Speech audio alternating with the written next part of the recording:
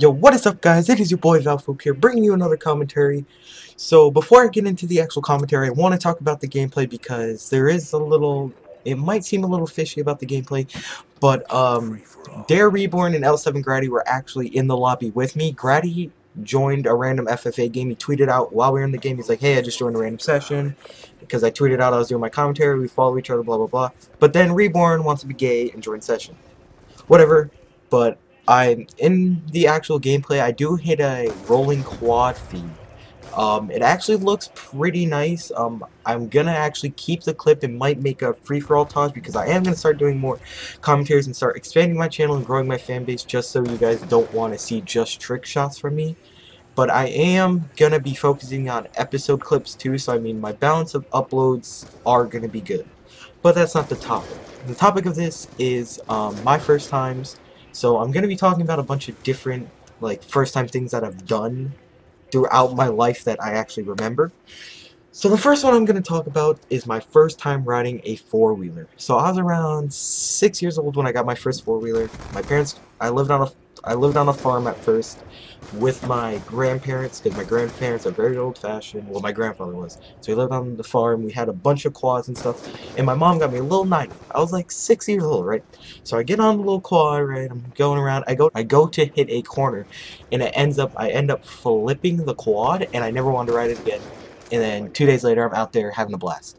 So that's my first time ever riding a quad. Next one. My first time ever riding a dirt bike. It was about a couple years ago, like 5-6 years ago actually. So it was right after I got a four-wheeler. I started riding dirt bikes too. I personally like doing that more. So while I was riding a dirt bike, I actually I let go of the clutch too early. I ended up popping up a wheelie, flipped off the back, but I didn't stop because I BMX'd before.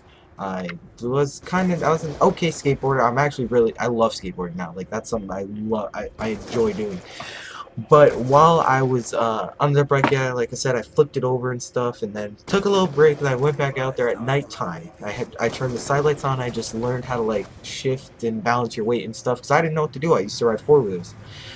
So yeah, that's my first time riding a dirt bike. So now let's move on. So we're about 5th, 6th grade. Let's move on to 7th grade. 7th grade is when your boy Fook kisses his very first girl. Oh man. Well, I mean, I like kindergarten kisses too, but I mean, like very like first like relationship, first kiss. You know, things started happening. So in 7th grade, I was talking to this girl, because I don't count personally me. I don't count middle school relationships because they last like a month. But I was talking to this girl, right? We were at a basketball game because my school is a middle school and high school, so you can either stay all 6 years, which is what I did. I don't mind the school. I love the people there. All my friends stayed, so there's no point in me going. So we went from so that's my school. So we were at a high school basketball game. I was in 7th grade at the time. We were watching the high school play. All my upperclassmen friends were playing, you know, we're sitting there having a good time. My basketball team's behind me. We're all watching. I'm sitting with this girl. Like, I have, like, 2 of my best friends are sitting, like, on my side and right behind me. You know, we're just talking, having a good time watching the game. And then she, like, told me, the girl I was talking to, she's like, "Hey, I have to go. My parents are here." And I got peer pressured into having my first kiss. I'm happy it happened, but I'm not happy at the way it did happen. It was the most awkward thing I've ever done in my life. So there's that. So with the more peer pressure talking about it, I was sitting there talking to the girl. I was like, "Oh, bye," like I hugged her and stuff, and then my friends are screaming, "Kiss her, kiss her." So imagine about 10 to 15 squeaky little middle schoolers screaming "kiss her" in front of a packed gym. I'm like, what do I do? What do I do? I'm panicking, so I just did it. It happened. And then me and the girl stopped talking 2 weeks ago. About 2 weeks after, now we're best friends. Like, she's a good friend of mine. Ironic, right? So, let's see. We moved to 7th grade. Let's see. What happens after 7th grade? 8th grade comes. I start playing, like, more travel basketball. I start playing AU. The first time I ever went undefeated in the sport was travel basketball. We played on the same travel team from about 5th grade all the way up until 8th grade. So all the way up until then, we went 39-0 in all of our tournaments. So we didn't lose a single game. That was my first time ever going undefeated in the sport. That was actually like competitive, like rec basketball. Yeah, that's cool. That's, you know, that's something to do with the friends, have some fun. But like travel basketball, like we took it seriously. So we had 39-0. And then there was that for my first ever like undefeated season as a sport. And then high school comes. So we're skipping high school. I win my first like middle school basketball championship. There's that. So now we're into high school. I start playing soccer. My first soccer game. My very first soccer game actually went really well. Actually, I ended up having 2 assists and a goal. I know that's weird to say as a freshman to have 2 assists and a goal in a varsity game, but the way that I like to play soccer, I like to distribute, and if I'm open, I'll take it, but if somebody else is open, I'll like pass it off.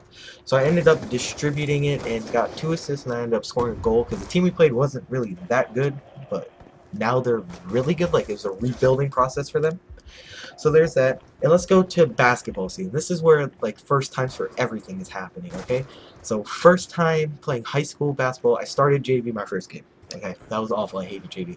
And then my coach lets me start playing varsity. I start playing varsity, getting the hang of it. I score my first varsity point the second game into the season. I had 6 points that game, and then I was just kind of going in and out, scoring a couple points here, take me out, score a couple points there, you know, kind of just doing that throughout the game.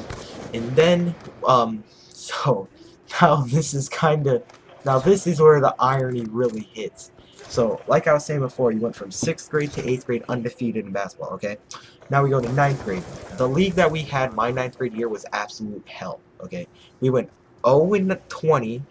Okay, listen to this. 0-20, but we played schools like Capital Prep, Classical, University, all of these like top schools, like all these Hartford schools, like Hartford's a town, like the city in Connecticut, all these inner city schools, well, we're stuck in the woods with no competition. We get to play ourselves. These kids play basketball every day.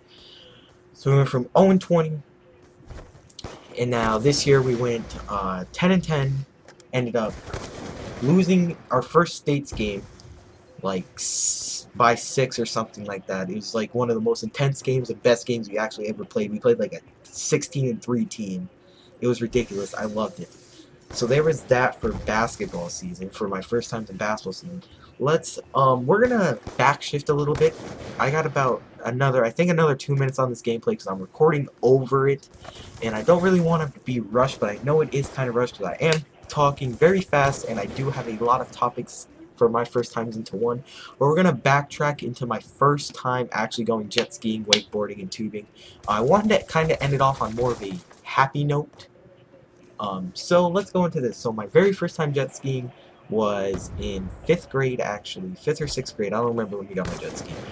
But we ended up getting a brand new jet ski, and the thing is bonkers. We still have it. I still take it out now that I got my boating license. I got my car. I can take it out whenever I want to. So we got that.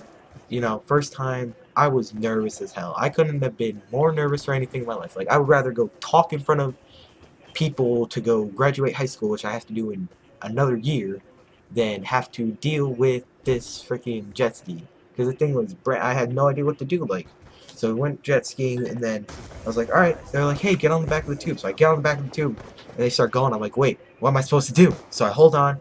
And I ended up actually being, like, tubing was one of the funnest things I've ever done. Like, if you've never gone tubing before, you wouldn't really understand where I'm coming from with this. But, like, you hold on for your dear life, and then you get, like, pushed around, you can fly in the air. It's really fun. And then wakeboarding, it's like snowboarding, which I love to do. I didn't talk about my first time snowboarding. That's a whole different topic. We'll talk about that in another one. But wakeboarding, it's like skateboarding and snowboarding into one on water. And it's one of the coolest things I've ever experienced in my life because, like, you get to hold on to this, like, boat that's pulling you at, like, or jet ski that's pulling you at, like, 60, 70 miles an hour in the water. So I hope you guys enjoyed this little commentary of my first times. I know it's a little awkward. It might have been a little fast-paced. I'm really sorry for that. So yeah, it's been your boy Val Fook. I am out. Peace.